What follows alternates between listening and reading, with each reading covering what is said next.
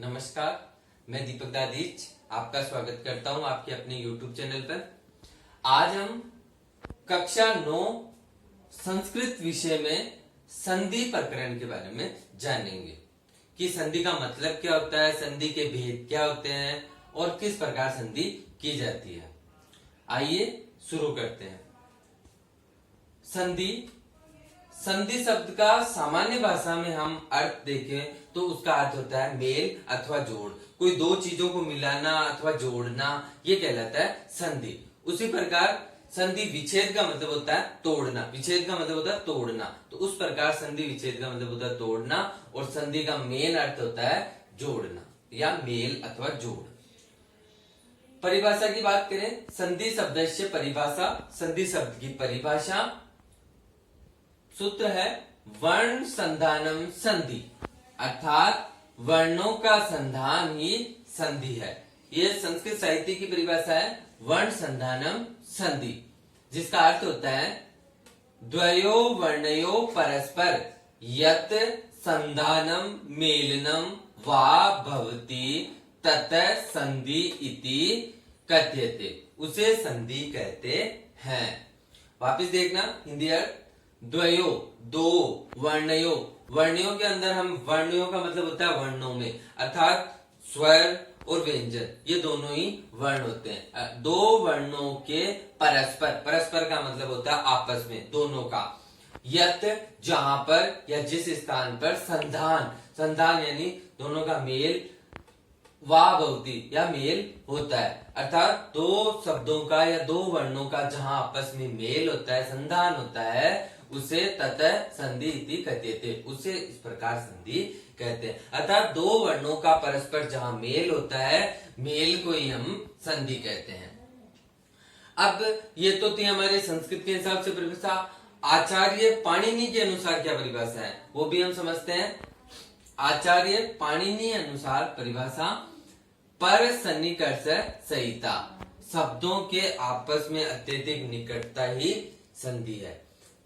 संधि को दूसरे शब्दों में संहिता भी कहते हैं। कई बार परीक्षाओं में पूछा जाता है संधि का दूसरे अर्थ क्या है, तो संधि को संहिता भी कहा जाता है, अर्थात पर सन्निकर्ष संहिता, ये परिभाषा है आचार्य पाणिनि जी के अनुसार। इसके बाद में हमने परिभाषा जाना कि भाई संधि होती क्या है और क्या होता है इसमें। तो मुख्य अगर छोटे शब्दों में कहें तो दो वर्णों के आपस में जो मेल होता है उसी को ही हम संधि कहते हैं। अब इसके बाद में आते हैं संधि के भेद। हम कक्षा 9 में संधि के कितने भेदों को जानेंगे, पढ़ेंगे, समझेंगे। आइए प्रत्येक भेद को देखते हैं। संधि को मुख्यतः 3 भागों में बांटा गया है, अच संधि, हल संधि, विसर्ग संधि। अच संधि, अच संधि का मतलब होता है स्वर संधि। माहेश्वरी सूत्रों में अच में सारे स्वर आते हैं और स्वरों को ही क्या कहते हैं, अच। एक ही बात है, अगर आपसे अच पूछे तो जिसका मतलब होता है स्वर और स्वर का मतलब अच। दूसरी आती है हमारी हल संधि, जिसको कहते हैं व्यंजन। माहेश्वरी सूत्रों में हल में सारे व्यंजन वर्ण आ जाते हैं जिन्हें कहते हैं व्यंजन संधि। और तीसरी आती है विसर्ग संधि। अब परिभाषा जानते हैं।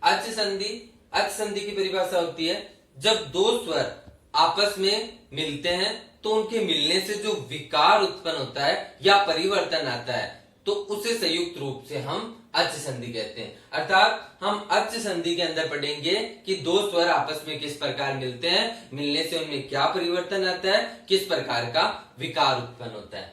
उसके बाद में दूसरी संधि है हल संधि।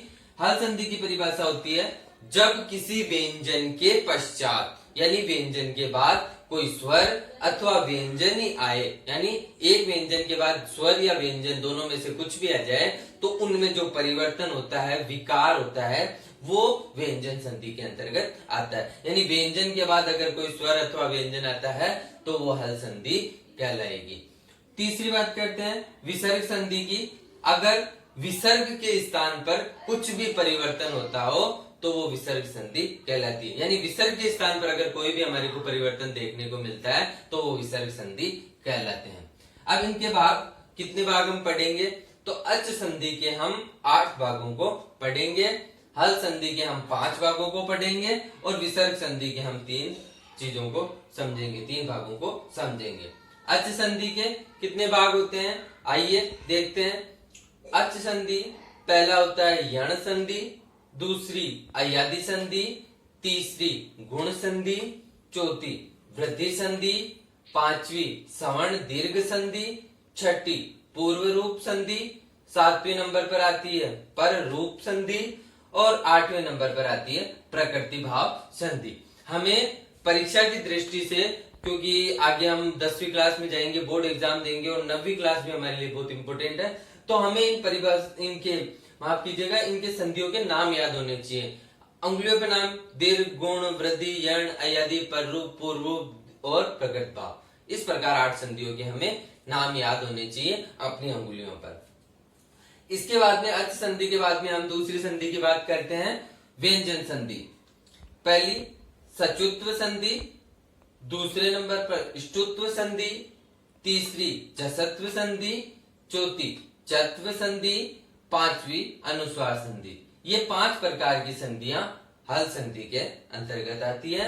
और अच संधि, हल संधि और तीसरी आती है विसर्ग संधि। विसर्ग संधि के अंदर हम पहला सत्व संधि, दूसरा उत्व संधि, तीसरा रुत्व संधि, ये 3 प्रकार के होते हैं। विसर्ग के स्थान पर कभी तो सत्व आदेश होगा, स आदेश होगा, तीनों प्रकार के स।